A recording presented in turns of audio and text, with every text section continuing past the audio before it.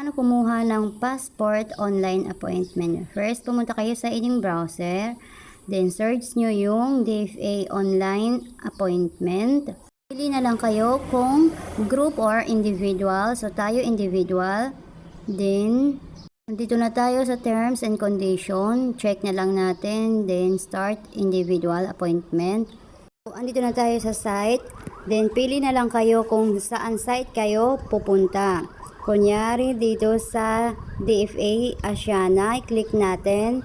And then, check the box. Then, next. So, dito naman, hanap tayo ng schedules na available. So, ayun, napili natin. Then, check the robot. Tapos, pag na-verify na, click next. Siguraduhin lahat ng sa buong pangalan ay tama. So, start na tayo. Lagyan natin ang phone number, mobile number, then ang email address. Siguraduhin natin na tama ang ating mga email na ilalagay kasi dyan nila isi-send yung confirmation. Tapos, mag-start na tayo sa ating last name. Paalala lang po, 30 minutes lang po ang bigay na time ni DFA.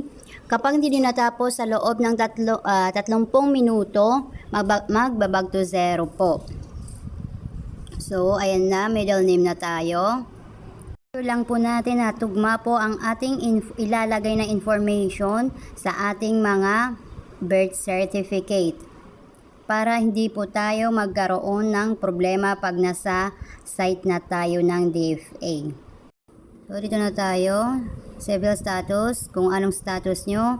Tapos, birth legitimacy, kung legitimate or illegitimate. Then, sa address na. Hanapin nyo na lang kung saan yung provinces nyo. Then, ayan. Tapos, then next. Dito na tayo sa father's information. Fill up na lang natin yung last name, given name, at saka middle name niya. Tapos, scroll down. Country citizenship. So, automatic naman yung Philippines. Then, sa mother's information naman na tayo. Sa maiden last name, ilagay lang natin. Tapos, sa given name. Tapos, sa middle name na.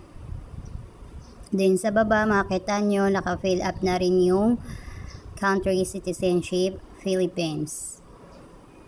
Scroll down, then next. Dito na tayo sa application type, kung ano ba ang kukunin natin.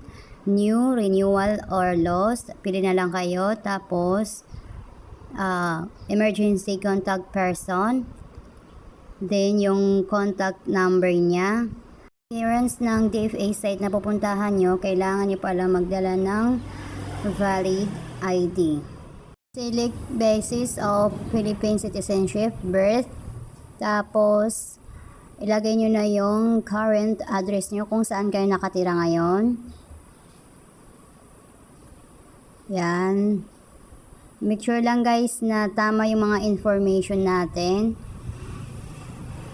So, city, Quezon City. Sample lang to kung saan yung lugar nyo, yun din ang ilalagay nyo po. Metro Manila. Then, occupation, NA kung wala naman. Then, itong office number, lagyan nyo na lang kasi hindi siya magpo-proceed.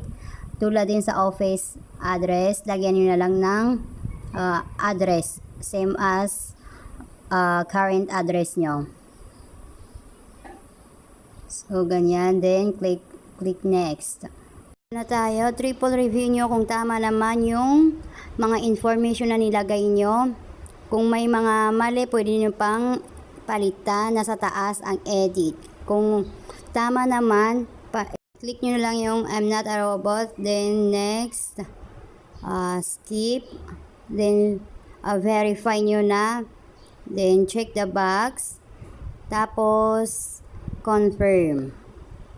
So, mapupunta na tayo dito sa type of processing. Regular ba? Ang bayad is 950. Ang special processing ay 1,200. Then, sa choose payment method. Ang napili niya over the counter, then pick up. Lalabas na sa baba ang summary, then pindutin yung pay now. Paliitan lang natin. Dapat mabayaran nyo within 24 hours ang inyong passport appointment. Kasi pag hindi, wala na sa inyo yung slot. Then, click nyo yung agree. So, dito na tayo mapupunta sa mga general guidelines. Basahin nyo na lang, maintindihan nyo naman to. Then, scroll down nyo para makita nyo yung summary ng babayaran nyo. Ito, nandito sa baba. So, may 50 pala na dagdag yung sa convenience fee. So, kung ang nakuha mo, napili mo is regular lang, bale, magiging 1,000. Then, proceed.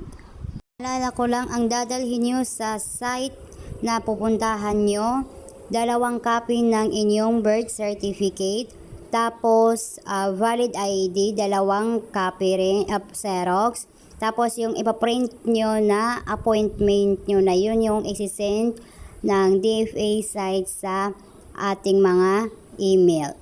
So, tingnan natin punta tayo sa ating email. Copy rin po yun, so kailangan yung magpa-Xerox. Ito, may email na ang DFA. So, open natin. This is not your booking. Confirmation, reference number, view my payment instruction. So, ito yung babayaran natin sa over the counter kung saan tayo magbabayad. Yan yung reference number niya na kukunin natin. So, invalid transaction request natin. So, mag-proceed na tayo sa payment kung saan tayo magbabayad. Paalala lang, 24 hours lang yun dapat para hindi mawala sa atin yung slot. So, kapag nakapagbayad na, punta tayo sa email ulit para sa confirmation. So, ayun na. Ito na yung booking appointment natin na kailangan natin ipa-Xerox. I-open nyo lang yung PDF files na yun. 2 Xerox po yan. Tapos yung isa, reminders lang naman. So, okay lang na hindi nyo na i-Xerox yun. Makikita nyo yung appointment code nyo, site, kung saan kayo mag-appearance, date and time. So, check nyo na at huwag nyo kakalimutan. Yun lamang po. Sana nakatulong sa inyo ang video na to. Huwag nyo pong kalimutan mag-subscribe, like, and share. Salamat!